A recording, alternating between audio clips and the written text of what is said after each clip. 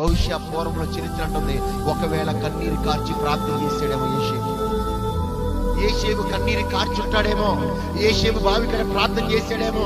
ఒకవేళ ఏంటి పితరులు అన్నారు, ఒకవేళ ఏషేబు పడిన గొయ్యి అదేనేమో అన్నాడు. ఇక్కడ ఏషేబు అక్కడ కన్నీరు కారుస్తూ ఉన్నాడంటే, అక్కడ ఏషేబు కన్నీరు కార్చాడు. కాబట్టి నేను అన్నాను, ఏ దైవజనుడు అయితే ఏ గ్రామంలోకి వెళ్ళి కన్నీరు కారుస్తాడో ఆ గ్రామాన్ని దేవుడు మనకి ఇస్తానన్నాడు. చెప్పకుండా హల్లెలూయా.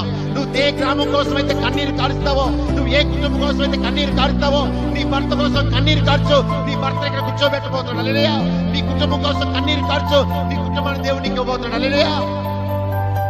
యాకోబు కన్నీరు కార్చాడు కాబట్టి ఆ పంటను ఏదో ఒకటి దేవుడు ఇస్తాడు నమ్మకాన్ని కలిగింది. హల్లెలూయా. యాకోబు కన్నీరు కార్చాడు, ఎందుకంటే తన భూమి కాబట్టి తన భూమిలో ఎన్నోసార్లు తిరిగాడు.